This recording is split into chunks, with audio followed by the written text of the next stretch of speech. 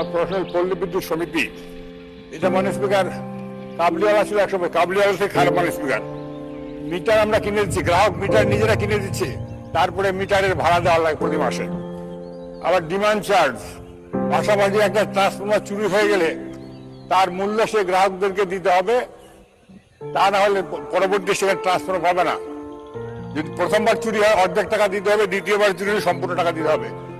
অনেক সময় দেখা গেছে টাকা দেওয়ার পরেও দীর্ঘদিন তারা ঘুরতেছেন ফিরতেছেন, ট্রান্সফরমার স্টকে নাই, মজুদ নাই, আসলে দিব, এই অবস্থা। সেই জন্য আমি মাননীয় মন্ত্রীর মধ্যে প্রশ্ন করতে চাই, এই যে মিটার গ্রাহক কিনে দিবে তার ভাড়া কেন দিতে হবে, এবং ডিমান্ড চার্জ প্লাস এই ট্রান্সফরমার চুরি হয়ে যায়, এই জন্য কি মাননীয় স্পিকার গ্রাহক দায়ী?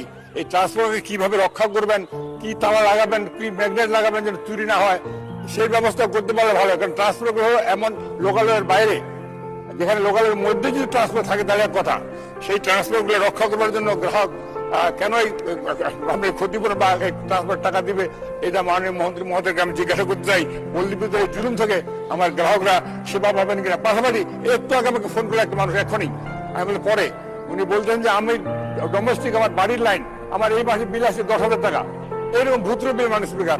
তাই মাননীয় মন্ত্রী মহোদয় বলতে চাই, বিষয়টি উনি দেখবেন কি? আপনাকে ধন্যবাদ।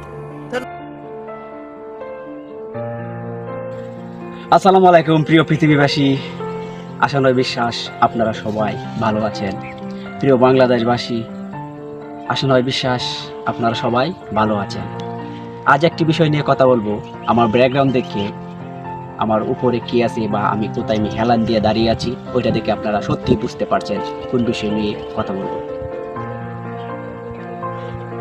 মিটারে ভাড়া মওকুফ করুন, নয়তো জমির ভাড়া দিন।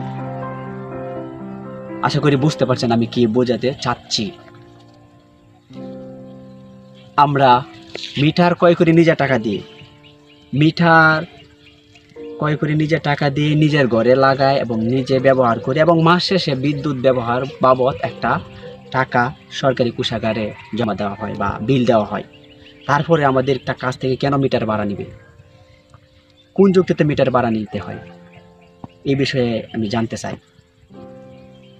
আর একটা মিটার কতটুকু ওজন, একটা মিটার তো আমরা নিজে টাকায় কিনি, তেমন জায়গাও দখল করে না, প্লাস আমরা এটা কিনে নিতেছি, ক্রয়কৃত জিনিসটারে আবার ভাড়া দিব কেন?